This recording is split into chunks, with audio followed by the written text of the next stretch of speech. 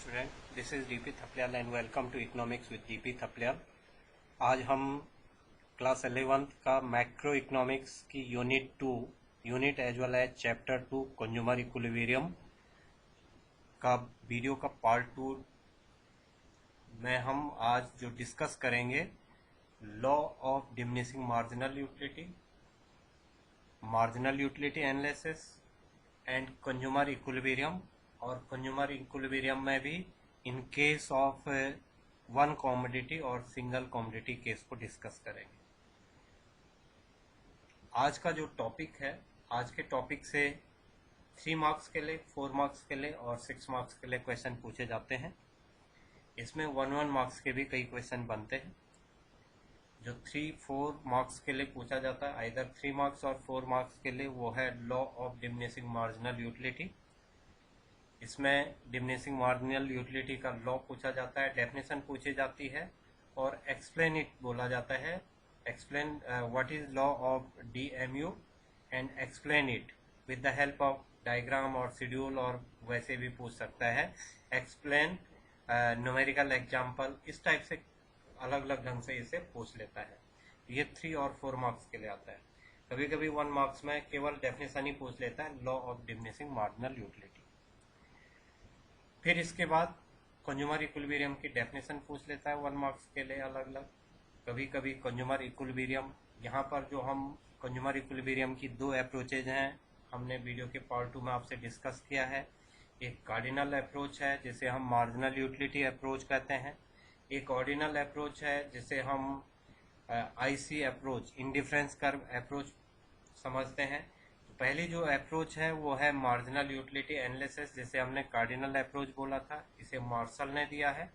तो हम इसमें मार्शल ने जो मार्जिनल यूटिलिटी एनालिसिस दिया है, इसमें 2 एनालिसिस दिए हैं उन्होंने, इन case of single commodity and in case of 2 commodity case. तो इस वीडियो में हम सिंगल कमोडिटी केस पर डिस्कस करेंगे।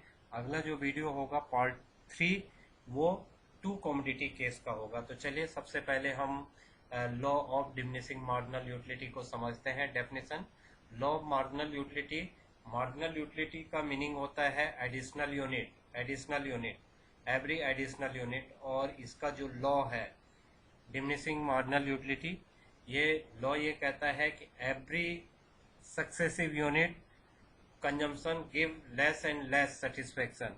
तो every additional unit get less satisfaction to the consumer. जो एक यूनिट के बाद हम अगर दूसरी यूनिट को कंज्यूम करेंगे, तो हमें पहली यूनिट से दूसरी यूनिट को कंज्यूम करते समय कंज्यूमर को, एज ए कंज्यूमर, हम अगर नेक्स्ट यूनिट यूज करते हैं तो हमें कम सेटिस्फेक्शन मिलता है। फिर अगले एक यूनिट और हम कंज्यूम करेंगे और कम सेटिस्फेक्शन मिलेगा। ये law of diminishing marginal utility कहलाता है। ये लॉ है, ये एक नियम है।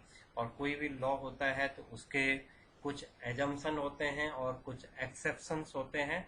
तो यहाँ पर बात ये हो रही है कि एवरी सक्सेसिव यूनिट, डेफिनेशन जब हम लिखेंगे तो कमोडिटी की, किसी भी कमोडिटी की, every successive unit of a commodity, each successive unit, जितनी भी यूनिट कमोडिटी की हम कंज्यूम करेंगे, ईच सक्सेसिव यूनिट, हर कंज्यूम करने वाली यूनिट के बाद हमें जो सेटिस्फेक्शन मिलेगा वो लेसर एंड लेसर, कम से कम होता जाएगा। तो ये डेफिनेशन हो गया, consume more unit of commodity, each successive unit consume give lesser and lesser satisfaction, that is marginal utility, that is diminishing marginal utility. इसी को हम डिमिनिशिंग मार्जिनल यूटिलिटी भी कहते हैं, लॉ ऑफ DMU। और बहुत शॉर्ट में हम कह सकते हैं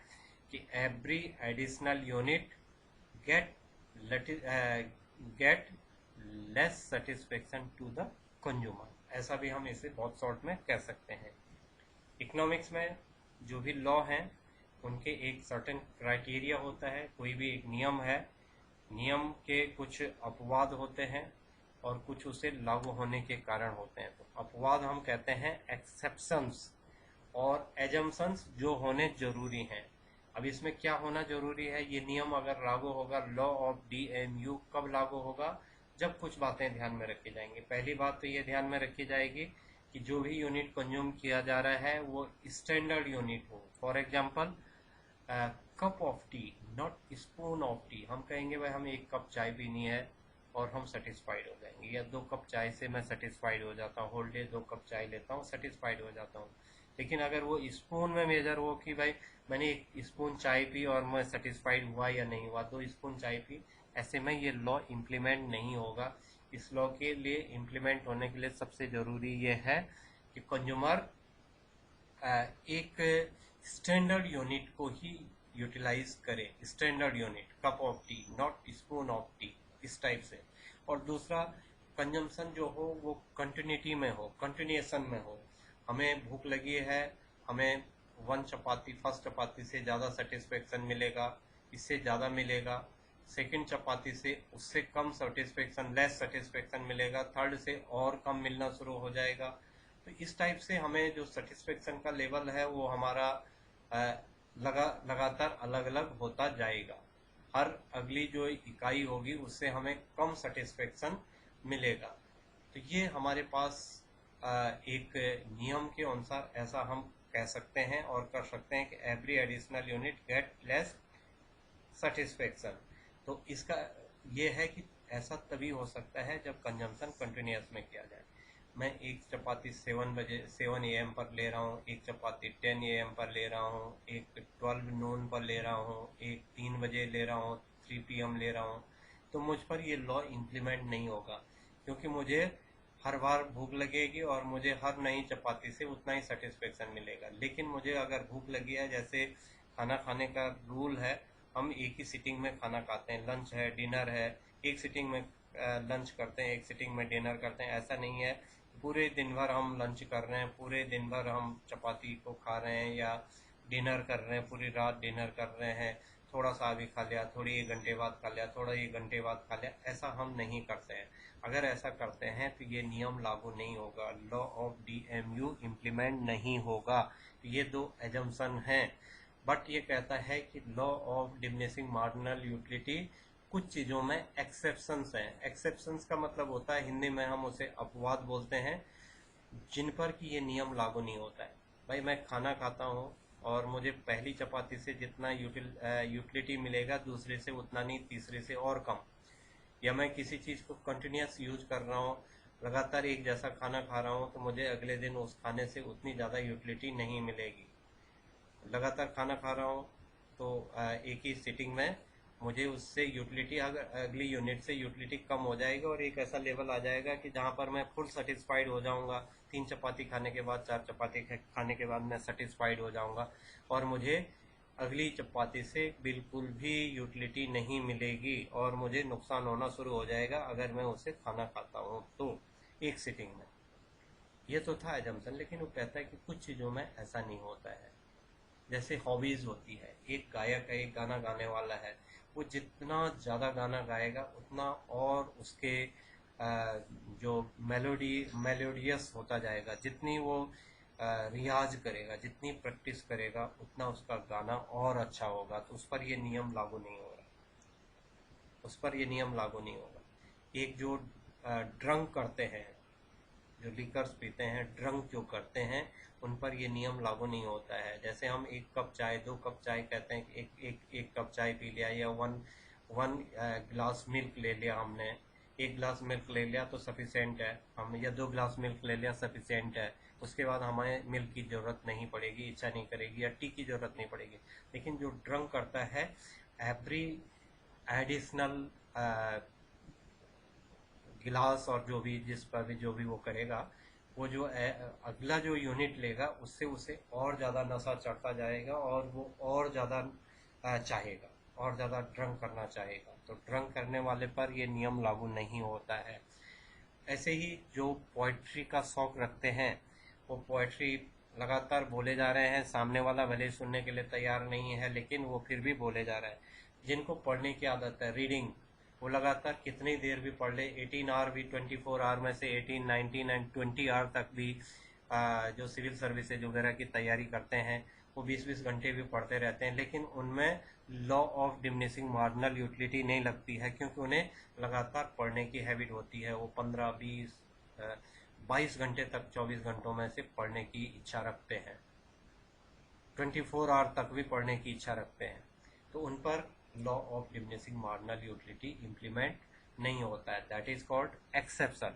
एजम्पशन ये है कि नियम लागू तभी होगा जब हम नियम की शर्तों को फॉलो करेंगे कि कंटिन्यूएशन में खाना खाएंगे और एक स्टैंडर्ड यूनिट को खाएंगे। हम ये कह रहे हैं कि भाई 1 rice spoon, but not one table spoon rice. ये एक राइस की एक स्टैंडर्ड यूनिट है कि 1, 2, 3 table spoon rice, but T के लिए कप, नॉट स्पून। टी के लिए नहीं है स्पून एक स्टैंडर्ड यूनिट। इन चीज़ों को ध्यान में रखेंगे। यह है law of diminishing marginal utility. हम इसे थ्रू डायग्राम भी समझा सकते हैं और टेबल भी बना सकते हैं। हम इसके लिए यहाँ पर देख लीजिए, हमारे पास जो अभी हमने पढ़ा है उसे हम टेबल के फॉर्म में भी पढ़ सकते हैं। यह है law of diminishing marginal utility. ये लॉ ये कह रहा है कि every additional unit gets less satisfaction to the consumer. ये यूनिट हो गया और ये मार्जिनल यूटिलिटी हो गया, या DMU, diminishing marginal utility. Diminishing का मतलब घटते हुए। 1, 2, 3, 4, 5, 6। सपोज कर लीजिए मुझे ये पहली यूनिट से 4 यूटल्स मिले हैं, दूसरी चपाती मैं खाता हूँ तो मुझे 3 के बराबर ही सेटिस्फेक्शन, 3 यूटल्स के बराबर ही सेटिस्फेक्शन मिल रहा है। या मैंने यहाँ पर मैं सपोज कर लीजिए देखता हूँ 5 लिख लेता हूँ, 5 लिख लेता हूँ, यहाँ पर 4 लिख लेता हूँ, यहाँ पर 3 है, यहाँ पर 3 यूटल्स मुझे मिल रहे हैं। फिर मैं अगर 4th यूनिट को कंज्यूम करूँगा तो 2 ही मिल रहा है। 5th यूनिट को करूँगा सपोज कर लीजिए 0 मिल रहा है। 6th यूनिट को करूँगा तो -1 मिल रहा है, -1। ये हमारे पास लॉ ऑफ डिमिनिशिंग मार्जिनल लगातार घटती जाएगी। जो यूटिलिटी है DMU लगातार घटता जाएगा। यूनिट जैसे जैसे हमने पहली चपाती खाई 5 के बराबर यूटल्स मिला, दूसरी चपाती खाई 4 के बराबर यूटल्स। यूटल्स का मतलब सेटिस्फेक्शन मिलना, उसके बाद 4 के बराबर सेटिस्फेक्शन मिला, 3 के बराबर सेटिस्फेक्शन मिला। कार्डिनल नंबर में फर्स्ट जो वीडियो है उसमें कार्डिनल नंबर को समझा रखा है, इसलिए यहाँ पर मैं इसे सीधे सीधे यूटल्स ही यूज कर रहा हूँ। और एक ऐसा है कि 4th के बाद अगर मैं 5th चपाती खाऊंगा तो मुझे कुछ भी उसे सेटिस्फेक्शन नहीं मिलेगा, 0 सेटिस्फेक्शन मिलेगा। मैं 5वीं चपाती खाना नहीं चाहूँगा। अगर खा भी लूँगा तो मुझे कोई सेटिस्फेक्शन नहीं मिलेगा, 0 सेटिस्फेक्शन मिल रहा है यहाँ पर मुझे। लेकिन उसके बाद अगर मैं फिर भी खाता हूँ, 6ठी चपाती खाता हूँ, तो मुझे लॉस सफ़र करना पड़ेगा, उसका मुझे कुछ ना कुछ नुकसान होगा और कर्व भी बन जाएगा हमारे पास। ये है DMU, लगातार नीचे को 5, 4, 3, 2, 1 DMU है। ये 0 भी हो रहा है, ये नेगेटिव भी हो रहा है, ये पॉजिटिव है बट डाउनवर्ड है, पॉजिटिव है डाउनवर्ड है। ये हमारे पास law of diminishing marginal utility का, अगर वो न्यूमेरिकल एग्जांपल पूछता है तो ये देना है, डायग्रामेटिक प्रेजेंटेशन बोलता है तो ये देना है, और कुछ भी नहीं बोलता, एक्सप्लेन करने के लिए बोलता, तब भी हमें न्यूमेरिकल एंड डायग्रामेटिक प्रेजेंटेशन उसके साथ देना ही होगा। तो ये हमारे पास था law of diminishing marginal utility. अब हम पढ़ते हैं कंज्यूमर इक्विलिब्रियम की डेफिनेशन पढ़ते हैं। कंज्यूमर इक्विलिब्रियम चाहे वो कार्डिनल अप्रोच है या ऑर्डिनल अप्रोच हो, हमारे पास डेफिनेशन एक ही जैसी रहेगी, दोनों में अलग अलग नहीं होगी, आइदर कार्डिनल अप्रोच और ऑर्डिनल अप्रोच। और कंज्यूमर इक्विलिब्रियम का मतलब होता है जहां पर मैक्सिमम सेटिस्फेक्शन मिलता है कंज्यूमर को और वो उसी पर स्टे करना चाहता है, उस पोजीशन को वो चेंज नहीं करना चाहता है। मुझे 3 चपाती की ज़रूरत होती है और मैं 3 चपाती खा लेता हूँ, तो वो मुझे मैक्सिमम सेटिस्फेक्शन का लेवल है, और उन पर जितना खर्च हो रहा है मैं उतना ही अपनी इनकम को इस पर स्पेंड करने के लिए भी तैयार हूँ। तो वो हमारा क्या हो जाएगा, कंज्यूमर इक्विलिब्रियम हो जाएगा। Consumer equilibrium refers to the situation wherein a consumer gets maximum satisfaction out of his given income। जितना इनकम वो किसी चीज़ पर खर्च करना चाहता है, उसे खर्च करने के बाद जहाँ पर उसे मैक्सिमम सेटिस्फेक्शन मिलता है, उस पॉइंट को हम कंज्यूमर इक्विलिब्रियम कहते हैं। And has no tendency to make any change in existing expenditure. इस एक्सपेंडिचर में कोई भी चेंज कंज्यूमर नहीं करना चाहेगा, जहां पर उसकी मनी इनकम और सेटिस्फेक्शन लेवल दोनों बराबर पर होते हैं, वो हमेशा उसी पोजीशन पर बना रहना चाहता है। तो ये हमारे पास कंज्यूमर इक्विलिब्रियम की डेफिनेशन हो जाती है। अब हम मार्जिनल यूटिलिटी को पढ़ रहे हैं, तो मार्जिनल यूटिलिटी एनालिसिस ये मार्शल के द्वारा दिया गया एनालिसिस है, और इसमें मार्शल ने दो अप्रोच दी हैं, एक सिंगल कमोडिटी केस और एक टू कमोडिटी केस। यहाँ पर इस वीडियो में हम सिंगल कमोडिटी केस को पढ़ेंगे।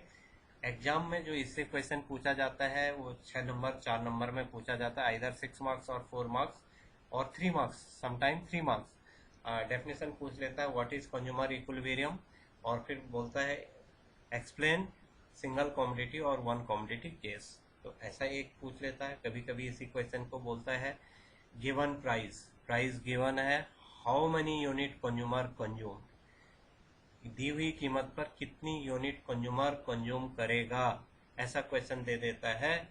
और वो भी 6 मार्क्स के लिए पूछता है कि दी हुई कीमत पर given price how many unit consumer consume, कितनी यूनिट कंज्यूम करेगा कंज्यूमर, ऐसा करके क्वेश्चन पूछ लेता है।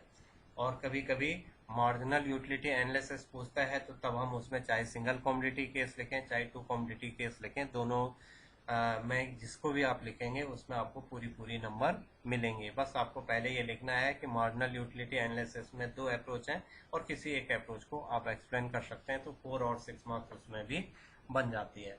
अब consumer equilibrium single commodity case, one commodity case, इसमें क्या होगा, सिंगल कमोडिटी होगी और एक ही कमोडिटी में कितनी यूनिट कंज्यूमर कंज्यूम करेगा कि उसे मैक्सिमम सेटिस्फेक्शन मिल जाएगा। It refers to situation in which a consumer spend his income on purchase of commodity in a such a way that give him maximum satisfaction। अपनी जो उसकी मनी इनकम है उसे स्पेंड करने के बाद, मनी इनकम का मतलब है कि मैं किस चीज़ पर, मेरे पास 100 रुपये हैं और मुझे आइसक्रीम खानी है, लेकिन मैं आइसक्रीम पर 10 रुपये से ज़्यादा खर्च नहीं करना चाहता हूँ, तो मेरी मनी इनकम आइसक्रीम के लिए कितनी होगी, 10 रुपीज़, न कि 100 रुपीज़। 100 रुपीज़ मेरी पॉकेट में है, बट मैं आइसक्रीम के लिए 10 रुपीज़ से ज़्यादा खर्च नहीं करना चाहता हूँ। अगर मुझे 10 रुपीज़ में आइसक्रीम मिल गई तो मैं मेरा सिंगल कमोडिटी केस में इक्विलिब्रियम लेवल हो जाएगा और मैं उसी लेवल पर बना रहना चाहता हूँ। तो it is refers to situation in which consumer spend his income, money income जिसे मैं बोल रहा हूँ, income on purchase of commodity. Entire income किसी एक कमोडिटी को परचेज करने में कभी भी कंज्यूमर नहीं लगाता है, उसकी एक सेट मनी इनकम होती है कि वो इतने में, मुझे अगर 10 रुपीज़ का पेन खरीदना है तो मैं 10 रुपीज़ के पेन को ही परचेज करने की कोशिश करूँगा, 20 वाले को नहीं, क्योंकि मेरी मनी इनकम पेन के लिए 10 रुपीज़ मुझे अलाउ कर रही है। और किसी बच्चे को 100 रुपये कर रहा है तो वो 100 रुपीज़ वाली पेन को ट्राई करेगा। किसी को 5 रुपीज़ की पेन चाहिए है तो 5 रुपीज़ को मनी इनकम हो जाएगी उसकी। अब इसका ये मतलब नहीं कि उसके पास 5 रुपीज़ ही हैं या 10 रुपीज़ हैं, उसके पास बहुत पैसे हो सकते हैं, लेकिन वो उस पर्टिकुलर प्रोडक्ट पर उसके कंजम्पशन के लिए वो उतना ही खर्च करना चाहता है। That is called money income और his income on purchase of commodity in such a way that give him maximum satisfaction, जहाँ पर वो उसे मैक्सिमम सेटिस्फेक्शन देगा। Consumer equilibrium determined when following condition. अब 3 कंडीशन होती हैं कंज्यूमर इक्विलिब्रियम की सिंगल कमोडिटी केस में। 3 कंडीशन हम कंज्यूमर इक्विलिब्रियम की पढ़ते हैं। सिंगल कमोडिटी केस में कौन 3 कंडीशन हो जाएंगी, इन्हें हम समझ लेते हैं। पहली स्थिति ये होगी कि मैं सिंगल कमोडिटी है, पहली बात तो यह है कि हमें दिमाग में रखना है single commodity, not two commodity. मुझे सपोज कर लीजिए आइसक्रीम खानी है और आइसक्रीम ही खानी है और वो भी किसी पर्टिकुलर कंपनी की ही खानी है, सिंगल कमोडिटी मेरे पास हो गई। अब मुझे 3 कंडीशन होगी, एक तो हो गई MUX, marginal utility of X greater than PX, price of X। जितनी मैं, मान लो कि मैं 20 रुपये आइसक्रीम पर खर्च करना चाहता हूँ, मैंने एक आइसक्रीम खरीदी, वो 10 रुपये में है, वो 10 रुपये में है और मैं खर्च कितना करना चाहता हूँ, 20 रुपये। खरीदी कितने मैंने, एक आइसक्रीम। इसका मतलब है कि मुझे यूटिलिटी और है, मुझे एक और गेन करना है, एक आइसक्रीम और गेन करनी है, 10 रुपये और खर्च करना है, क्योंकि मैं 20 रुपये खर्च करना चाहता हूँ। तो क्या हो जाएगा, MUX ग्रेटर देन PX। ऐसे कंडीशन में मैं एडिशनल यूनिट को परचेज करूँगा, क्योंकि मेरा सेक्रीफाइस कम है। अभी मेरा सेक्रीफाइस कम है और यूटिलिटी ज़्यादा है। Less sacrifice and more utility. तो क्या करूँगा मैं, क्योंकि ये PX जितना मैं खर्च करना चाहता हूँ उससे ज़्यादा यूटिलिटी मुझे गेन हो रही है। दूसरी कंडीशन ये होती है MUX इक्वल्स टू PX। मैं आइसक्रीम को खरीदना चाहता हूँ, एक आइसक्रीम, और उस पर 10 रुपये खर्च करना चाहता हूँ। तो एक आइसक्रीम है, 10 रुपये खर्च करना चाहता हूँ, तो मेरा इक्विलिब्रियम हो जाएगा। जितना मैं खर्च करना चाहता हूँ, जितना मैं स्पेंड करना चाहता हूँ, मनी इनकम को जितना स्पेंड करना चाहता हूँ और जिससे मुझे सेटिस्फेक्शन हो जाता है, वो दोनों बराबर हो जाएंगे। तो MUX इक्वल्स टू PX हो जाता है। और तीसरी कंडीशन जो होगी, ये होगी MUX less than PX। MUX मुझे कम यूटिलिटी मिल रही है और पैसा उसका ज़्यादा है, इनकम जो मैं जितना मनी इनकम स्पेंड करना चाहता हूँ उससे कम यूटिलिटी मिल रही है। एक में ज़्यादा मिल रही है तो मैं और यूनिट परचेज करूँगा, एक में उतनी ही यूटिलिटी मिल रही है जितना मैं प्राइस उस पर देने के लिए तैयार हूँ। और तीसरी कंडीशन ये है कि मैं जितना उसकी प्राइस है उतनी मुझे यूटिलिटी नहीं मिल रही है। सर्दियों के दिन है, मैं समझता था कि 5 रुपये में आइसक्रीम मिल जाएगी, लेकिन वो अभी भी 10 ही रुपये में मिल रही है, तो मैं नहीं लेना चाहूँगा। लेकिन मुझे एक ना एक क्वांटिटी परचेज करनी है। अब वो अगर वो 8 रुपये में देता है तो लाऊंगा, 10 रुपये में देगा तो नहीं लाऊंगा, लेकिन गर्मियों में मैं 10 रुपये में लेने के लिए तैयार हूँ और 2 लेने के लिए तैयार हूँ। तो MUX ग्रेटर देन PX। तो मैं पहले डायग्राम टेबल आपको बता देता हूँ। सपोज कर लीजिए PX प्राइस ऑफ X, वो कहता है प्राइस गिवन है ₹3 पर यूनिट। 3 रुपये में एक इकाई आ रही है, मान लो किसी चीज़ की 3 रुपीज़ पर यूनिट है। अब मेरे पास वो कह रहा है कि कहाँ पर मुझे इक्विलिब्रियम होगा। 3 कंडीशन हो रही हैं, तीनों कंडीशन मैं इसमें शो कर लेता हूँ। पहली कंडीशन, ये पहली यूनिट हो जाएगी, यूनिट PX लिख लेता हूँ मैं, MUX लिख लेता हूँ। Marginal utility of X 1 2 3 4 5 6।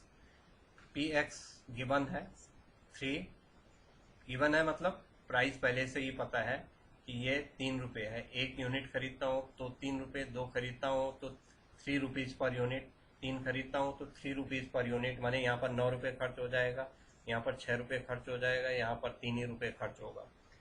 यहाँ पर 4 3 जा 12, 5 3 जा 15, इतने रुपीज़ खर्च हो जाएंगे अगर हम 50 यूनिट तक जाते हैं। अब लॉ ऑफ डिमिनिशिंग है। लॉ ऑफ डिमिनिशिंग क्या कर रहा है, पहले में मुझे 5 यूटल्स मिले, दूसरे में मुझे 4 यूटल्स मिले, तीसरे में 3 यूटल्स मिले, चौथे में 2 यूटल्स मिले, पांचवें में 0 यूटल्स मिले, छठे में -1 यूटल्स मिले। अब क्या स्थिति हो रही है यहाँ पर, 2 कंडीशन यहाँ पर अब हमें दिखाई, 3 कंडीशन अब हमें यहाँ पर दिखाई दे रही।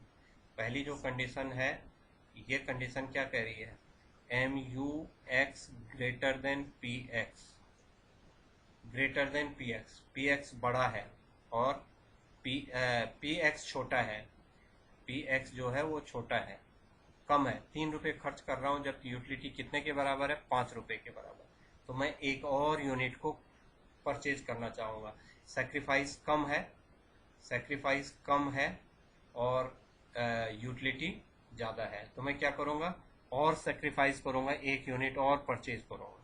एक यूनिट और परचेज किया, लॉ ऑफ डिमिनिशिंग लगा, मुझे 4 के बराबर यूटल्स मिला, लेकिन फिर भी मैं एक और यूनिट परचेज करना चाहूँगा, क्योंकि मुझे यूटिलिटी ज़्यादा मिल रही है। जितना मैं सेक्रीफाइस कर रहा हूँ, जितना मैं खर्च कर रहा हूँ, उससे ज़्यादा यूटिलिटी मिल रही है। मैं और ज़्यादा इनकम को स्पेंड करने के लिए तैयार हूँ।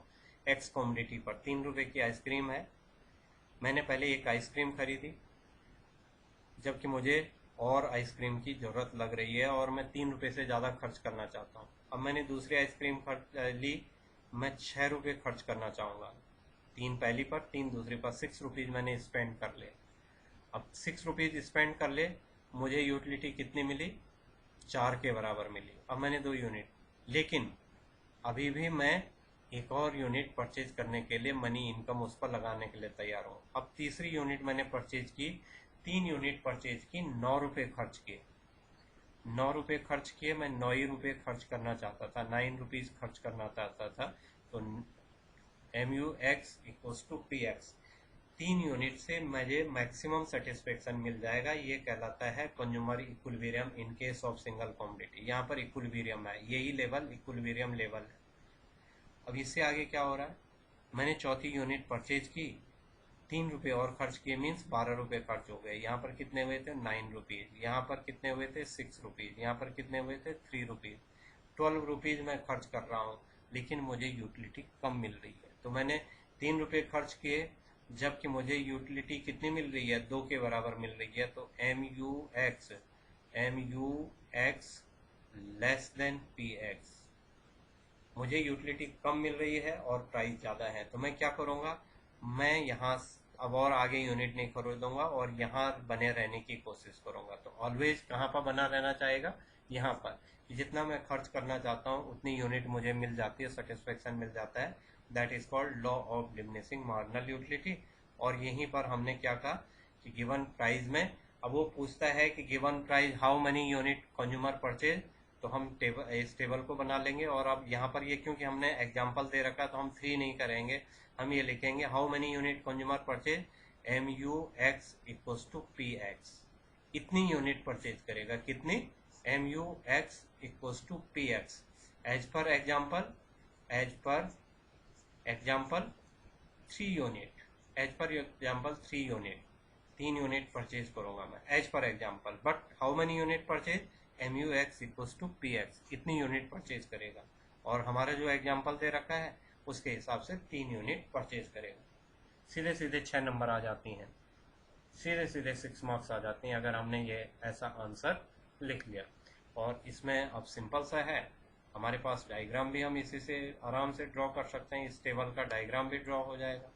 डायग्राम ड्रॉ करते समय हमारे पास, जैसे अभी हमने लॉ ऑफ डिमिनिशिंग मार्जिनल का किया था, यहाँ भी हम वही करेंगे। इसे DMU लिख लिया हमने, या MUX लिख लिया, MUX लिख लिया। इसमें एक ही चीज़ और आई है, वो आई है प्राइस, हमने इसे PX लिख लिया है। यहाँ PX है, ये PX है, ये MUX है।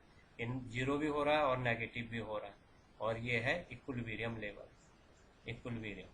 तो सिंगल कमोडिटी में ये इक्विलिब्रियम हो गया। तो ये हमारी टेबल बन जाएगी, ऐसा हमारा डायग्राम बन जाएगा। आई थिंक आप इसे अंडरस्टैंड कर गए होंगे। यहाँ पर जो टेबल बनी हुई है एज इट इज़ है, इसी चीज़ पर टेबल बनी हुई है कि 3 कंडीशन इस टेबल के बेस पर आ गई हैं। टेबल आप समझ ही गए हैं, 3 रुपीज़ हमने वो कर रखा है, जैसा अभी आपको समझा लिया है। हम अगला वो देख लेते हैं कि 3 कंडीशन कौन सी बन रही है। पहला बन रहा है MUX ग्रेटर देन PX। क्या लिखेंगे हम इसमें, क्योंकि हमें 4 और 6 मार्क्स के लिए इसे लिखना है। तो टेबल हमने बना ली, टेबल के बेस पर हम इसे एक्सप्लेन करना शुरू कर लेंगे। एक्सप्लेन जब हम करेंगे तो हमारे पास पहला आता है MUX। पहली जो शर्त है MUX greater than PX, consumer gain more satisfaction in comparison to sacrifice. Sacrifice जितना कर रहा है उससे ज़्यादा उसे सेटिस्फेक्शन मिल रहा है, मोर सेटिस्फेक्शन। और सेक्रीफाइस वो कम कर रहा है, सेटिस्फेक्शन ज़्यादा मिल रहा है। इसका मतलब purchase of X will be increase, increase करेगा X की अगली यूनिट को इंक्रीज करेगा। और क्या हो जाएगा, MUX यहाँ पर 5 था तो 5 पर 3 था, MUX 4 था, ये हमारे पास कंडीशन आ जाएगी। तो हम जहाँ पर जितना था उसी हिसाब से चलेंगे। यहाँ पर भी हमारे पास ग्रेटर हो रहा है और आगे भी ग्रेटर होगा। और फिर हम कहाँ पर आ जाएंगे, MUX इक्वल्स टू PX के बराबर। Implies satisfaction price implies sacrifice, जितना मैं सेक्रीफाइस करना चाह रहा हूँ उतना ही मुझे सेटिस्फेक्शन भी मिल रहा है। और हमने डायग्राम एंड टेबल के थ्रू इसी समझ लिया है। और थर्ड कंडीशन है MUX लेस देन PX। अब यहाँ पर सेक्रीफाइस ज़्यादा हो रहा है, कंज्यूमर सफ़र लॉस, लॉस सफ़र करेगा, सेक्रीफाइस मोर देन गेन। जितना वो गेन कर रहा है उससे ज़्यादा वो सेक्रीफाइस कर रहा है। गेन कम कर रहा है, सेक्रीफाइस ज़्यादा कर रहा है। तो क्या करेगा, रिड्यूस करेगा, एक्स की अगली यूनिट को नहीं परचेज करेगा, उसे रिड्यूस कर लेगा। जो उसकी अगली यूनिट है यहाँ पर रिड्यूस कर लेगा वो। यहाँ पर उसको सेक्रीफाइस जो उसका कम है, सेक्रीफाइस कम है और यूटिलिटी गेन ज़्यादा कर रहा है, गेन ज़्यादा कर रहा है, सेक्रीफाइस कम है। यहाँ पर सेक्रीफाइस इक्वल्स टू गेन है, यहाँ पर सेक्रीफाइस ज़्यादा है और गेन कम है। गेन कम हो रहा है, सेक्रीफाइस ज़्यादा कर रहा है, तो वो फिर से कहाँ चला जाएगा, वापस चला जाएगा, अगली यूनिट नहीं परचेज करेगा। इन यूनिट्स में उसे लॉस हो रहा है, इन्हें वो परचेज नहीं करेगा। तो ये कंज्यूमर इक्विलिब्रियम का सिंगल कमोडिटी केस में हम इसे ऐसे करके समझ लेते हैं। तो अब हम अगला जो वीडियो होगा उसमें हम 2 कमोडिटी केस डिस्कस करेंगे। Thank you for watching this video. Thank you.